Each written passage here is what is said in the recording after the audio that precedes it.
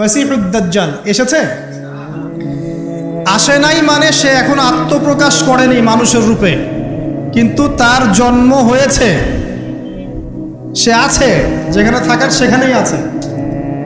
তার যেটা মিশন, সেই মিশন চলছে বিশ্বজুড়ে, এবং তার মিশনগুলো বাস্তবায়ন করছে এখন ইহুদিরা। কারণ ইহুদিদেরকে নিয়েই সে বিশ্ব শাসন করবে। সামনের সময় আরো ভয়ঙ্কর। যত দিন যাবে কিয়ামতের যে আলামতগুলো বাকি আছে সেগুলো আস্তে আস্তে চোখের সামনে দেখা যাবে। 10টা বড় বড় আলামত এখনো দেখা যাচ্ছে না, বাকি ছোট ছোট যত আলামত আছে তার 100টার মধ্যে 99টাই দেখা যাচ্ছে। কি কি দেখা যাচ্ছে কয়েকটা বলি। উঁচু উঁচু বিল্ডিং দেখা যায়, উঁচু উঁচু বিল্ডিংয়ের প্রতিযোগিতা দেখা যায়। সমাজের নিম্ন শ্রেণীর মানুষ, রাখাল শ্রেণীর মানুষ উঁচু উঁচু অট্টালিকা নির্মাণের প্রতিযোগিতা করছে দেখা যায়। সমাজের ম্যাক্সিমাম মানুষ এখন সুদ খাচ্ছে দেখা যাচ্ছে। ছেলেরা মেয়েদের পোশাক পরছে, মেয়েরা ছেলেদের পোশাক পরছে দেখা যায়। আচ্ছা, সমাজে মেয়েদের সংখ্যা বাড়ছে, ছেলেদের সংখ্যা কমছে দেখা যাচ্ছে।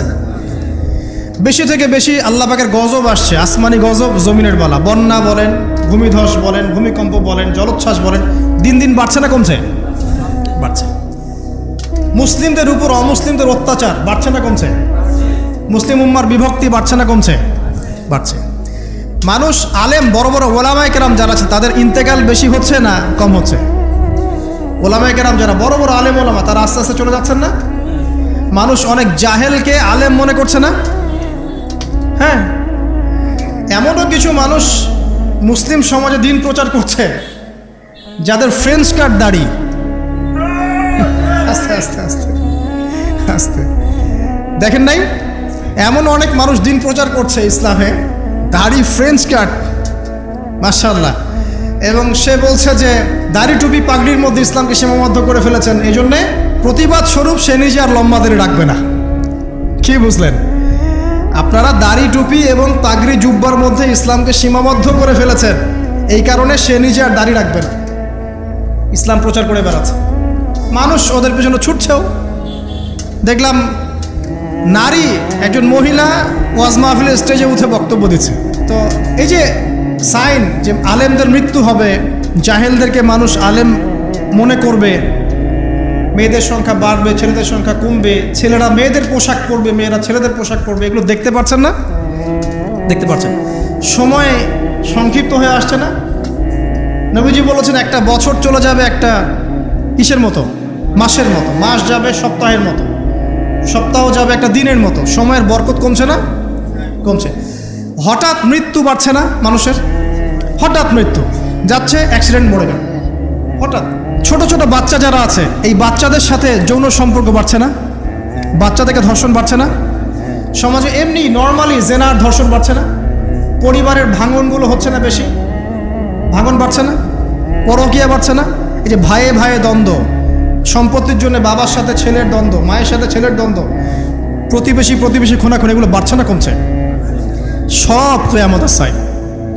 আমানতদারিতা উঠে যাচ্ছে না? যে ব্যক্তি মিথ্যাবাদী তাকে সমাজে সত্যবাদী বলা হচ্ছে না, আর যে সত্যবাদী ওকে সমাজে মিথ্যাবাদী বলা হচ্ছে না। কোথায় আছেন? আপনি নিজেই পড়াশোনা করেন, দেখেন আলামত আর কতগুলো আলামত চান, সবগুলো আপনি চোখের সামনে দেখতে পারবেন। আজকে এটা টপিক না, নাহলে এটা নিয়ে আমি 2 ঘন্টা কথা বলতে পারবো ইনশাআল্লাহ। কিন্তু 10টা বড় বড় সাইন এখনো আসে নাই। কিরকম? 1, মাসিহুদ দাজ্জাল এসেছে, আসে নাই মানে সে এখন আত্মপ্রকাশ করেনি মানুষের রূপে, কিন্তু তার জন্ম হয়েছে, সে আছে, যেখানে থাকার সেখানেই আছে। তার যেটা মিশন, সেই মিশন চলছে বিশ্বজুড়ে, এবং তার মিশনগুলো বাস্তবায়ন করছে এখন ইহুদিরা। কারণ ইহুদিদেরকে নিয়েই সে বিশ্ব শাসন করবে। যাদেরকে নিয়ে সে বিশ্ব শাসন করবে তারা দাজ্জালের মিশন ঠিকই বাস্তবায়ন করছে। দেখেন, দাজ্জাল কিন্তু পৃথিবীতে আছে। কোথায় আছে, তার মানে সে কোন গোত্রের হবে ইত্যাদি ইত্যাদি, তার দেহের গঠন কেমন হবে, চুল কেমন হবে, চোখ কেমন হবে, সব কিছু হাদিসে বলা আছে। মাসিহুদ দাজ্জাল নিয়ে আমি আলাদা একটা খুতবা বা লেকচার ইনশাল্লাহ দিব। কিছু মানুষ আছে দেখলাম দাজ্জাল কোথা থেকে বের হবে এই নিয়ে খুব আলোচনা। আমি বলেছি অনেক দিন আগের একটা লেকচারে যে দাজ্জাল জেরুজালেম থেকে বিশ্ব শাসন করবে। 5 বছর আগেও এই কথা বলেছি, ইনশাল্লাহ জীবনের শেষ পর্যন্ত এই কথা বলবো। দাজ্জাল জেরুজালেম থেকে সারা বিশ্ব শাসন করবে। এখন সে খুব লেখা লিখছে না, এখানে খোরাসানের কথা এসেছে, এখানে ইস্পাহানের কথা এসেছে, ইত্যাদি ইত্যাদি। তো পণ্ডিত মশাইকে একটা কথা বলতে চাই, দাজ্জাল কোথা থেকে বের হবেন এই কথাটা আমি বেশি জানি, আপনি বেশি জানেন, না নবী মুহাম্মদ সাল্লাল্লাহু আলাইহি ওয়াসাল্লাম বেশি জানেন? বলেন কে বেশি জানে? আচ্ছা, দাজ্জাল মক্কা মদিনায় ঢুকতে পারবে? পারবে না। আচ্ছা, দাজ্জাল মক্কা মদিনায় ঢুকতে পারবে না।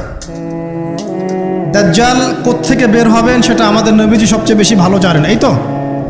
তারপরেও নবী সাল্লাল্লাহু আলাইহি ওয়াসাল্লাম ইবনে সাইয়্যিদ নামক একজন ব্যক্তিকে মদিনায় মসিহুদ দাজ্জাল মনে করতেন, এবং অনেক সাহাবী তাকে মসিহুদ দাজ্জাল মনে করতেন। সহিহ মুসলিমে অনেকগুলো হাদিস আছে, পড়ে দেখেন যে নবী সাল্লাল্লাহু আলাইহি ওয়াসাল্লাম ইবনে সাইয়্যিদকে ইনভেস্টিগেট করছেন আড়াল থেকে। ইবনে সাইয়্যিদকে ডেকে বলছেন যে তুমি কি দেখো? সে বলছে যে আমি তো সিংহাসন দেখি। তো নবীজি বলছেন তোমার সিংহাসন কোথায়? সে বলছে সিংহাসন সমুদ্রের উপরে। তখন নবীজি বলছেন তুমি তো শয়তানকে দেখেছ, তুমি শয়তানকে দেখেছ। এরপরে নবীজি বলছেন তুমি কি বিশ্বাস করো যে আমি মুহাম্মদ শেষ নবী? ইবনে সাইয়্যিদ বলছে আপনি কি বিশ্বাস করেন যে আমি নবী? কথা বুঝতে পারছেন? কথা বুঝতে পারছেন না? নবীজি মনের মধ্যে একটা শব্দ গোপন করলেন, শব্দটা ছিল দুখান। কি নাম? সূরা দুখান আছে না?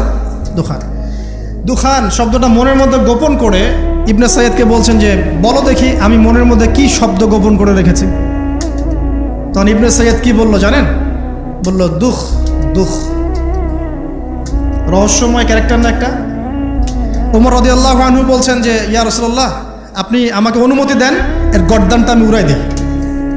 তখন নবী সাল্লাল্লাহু আলাইহি ওয়াসাল্লাম বলছেন যে না, যদি সে, শোনেন স্টেটমেন্টটা শোনেন, যদি ইবনে সাইয়্যিদ সত্যি দাজ্জাল হয়ে থাকে তাহলে তুমি তাকে হত্যা করতে পারবে না, কারণ তার হত্যা লেখা আছে ঈসা আলাইহিস সালামের হাতে।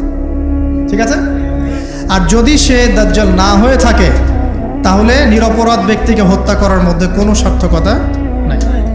এই যে যদি সে দাজ্জাল হয়ে থাকে, এই চান্সটা নবী সাল্লাল্লাহু আলাইহি ওয়াসাল্লাম কেন নেবেন?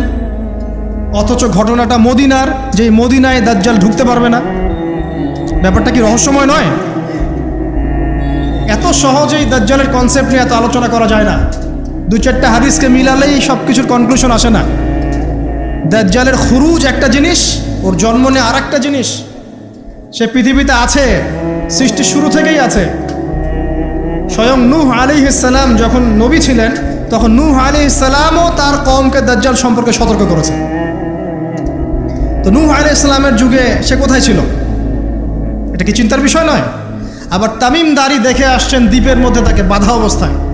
হাদিস আছে না? আছে।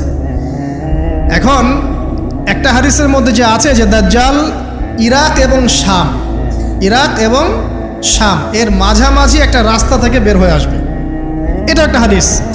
আরেকটাতে আছে ইস্পাহান থেকে বের হয়ে আসবে। ইস্পাহান কিন্তু এখন ইরানের মধ্যে, ঠিক আছে? আরেকটা হাদিসে আছে খোরাসান থেকে বের হয়ে আসবে। আপনি কিভাবে মেলাবেন? আবার নবীজি এখানে মদিনার মধ্যে ইবনে সাইয়্যিদকে বলছেন যে ওমর সে যদি দাজ্জাল হয়ে থাকে তুমি তাকে মারতে পারবে না। ব্যাপারটা কি রহস্যজনক না? অনেক চেইন মিলাতে হবে এখানে, একটা দুটা হাদিস দিয়ে আমি কনক্লুশন আসতে পারবো না। আরেকটা বিষয় বলি, ওই যে শাম এবং ইরাকের মাঝখানের রাস্তার কথা আসছে, এই জায়গাটা এখন ইসরায়েলের আন্ডারে পড়েছে।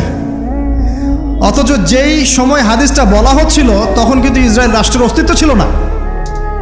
যখন দাজ্জাল সংক্রান্ত এই শাম ইরাকের হাদিস বলা হচ্ছে তখন ইসরায়েল রাষ্ট্রের জন্মও হয় নাই। এর জন্ম তো হয়েছে 1914 সালে, 17 সালে, 45 সালের দিকে এসে। তাহলে ওই যে ইস্পাহান খোরাসান যেগুলো বলছেন, এমনও হতে পারে অদূর ভবিষ্যতে ইসরায়েল ওই জায়গাগুলো দখল করে ফেলবে, হতেই পারে।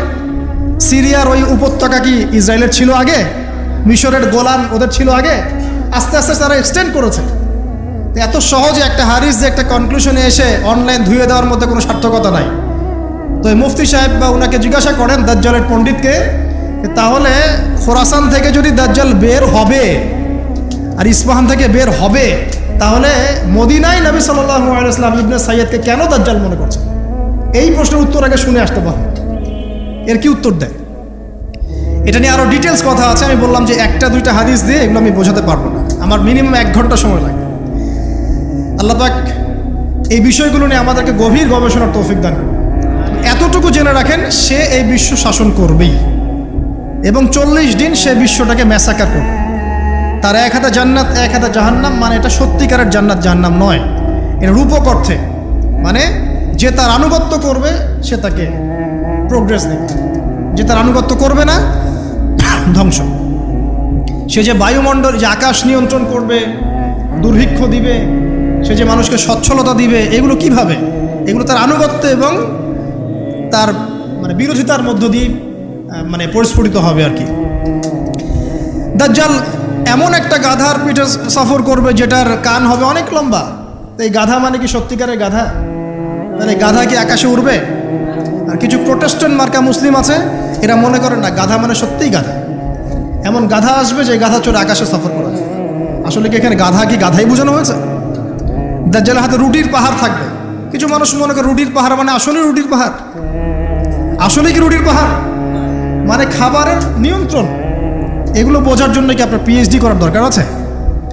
তো অনেক ডেপথ এই সাবজেক্টটা, এটাকে আপনাকে খুব গভীরভাবে পড়তে হবে। চলুন, এই সাইনটা এখন দেখা যাচ্ছে না, সে এখনো আত্মপ্রকাশ করে নাই, অচিরেই করবে।